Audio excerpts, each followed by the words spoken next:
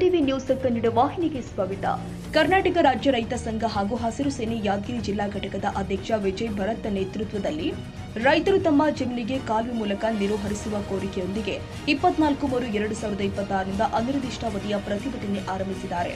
ಹುಣಸಗಿ ಪಟ್ಟಣದ ಮಹಂತಸ್ವಾಮಿ ವೃತ್ತದಿಂದ ನಾರಾಯಣಪುರ ಬಸವಸಾಗರ ಅಣೆಕಟ್ಟಿನ ವ್ಯಾಪ್ತಿಯ ಕೃಭಾಜ ನೀನಿ ಕಚೇರಿಯ ತನಕ ಬೃಹತ್ ರ್ಯಾಲಿ ಕೂಡ ಆಯೋಜನೆ ಮಾಡಲಾಗಿದೆ.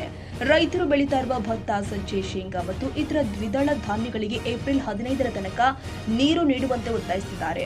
ರಾಜ್ಯ ಕಾರ್ಯಾಧ್ಯಕ್ಷ ಮಹೇಶ್ ಗೌಡ ಸುಬೇದರ್ ಮತ್ತು ರಾಜ್ಯ ಪ್ರಧಾನ ಸಂಚಾಲಕ ನಾಗಯ್ಯಸ್ವಾಮಿ ಅವರ ಮಾರ್ಗದರ್ಶನದಲ್ಲಿ ಈ ಹೋರಾಟವು ರೈತರು ತಮ್ಮ ಬೆಳೆಗಳ ರಕ್ಷಣೆಗಾಗಿ ಹಮ್ಮಿಕೊಂಡಿರುವ ಪ್ರಮುಖ ಕ್ರಮವಾಗಿದೆ. ರೈತ ಬಾಂಧವರಿಗೂ ಹಾಗೂ ಮಹಿಳಾ ರೈತ ತಾಯಂದರಿಗೆ ನಮಸ್ಕಾರ.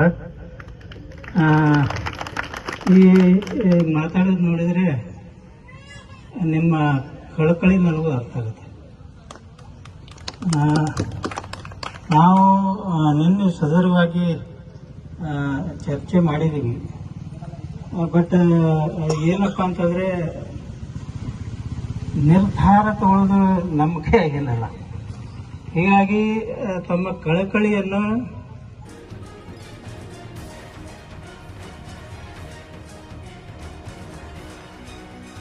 ತಾಜಾ ಸುದ್ದಿಗಾಗಿ ಎಂಟಿವಿ ನ್ಯೂಸ್ 24x7ಗೆ ಸಬ್ಸ್ಕ್ರೈಬ್ ಮಾಡಿ ಮತ್ತು ಬೆಲ್ ಐಕಾನ್ ಅನ್ನು ಒತ್ತಿ. ತಪ್ಪದೇ ಲಿಂಕ್ ಶೇರ್ ಮಾಡಿ.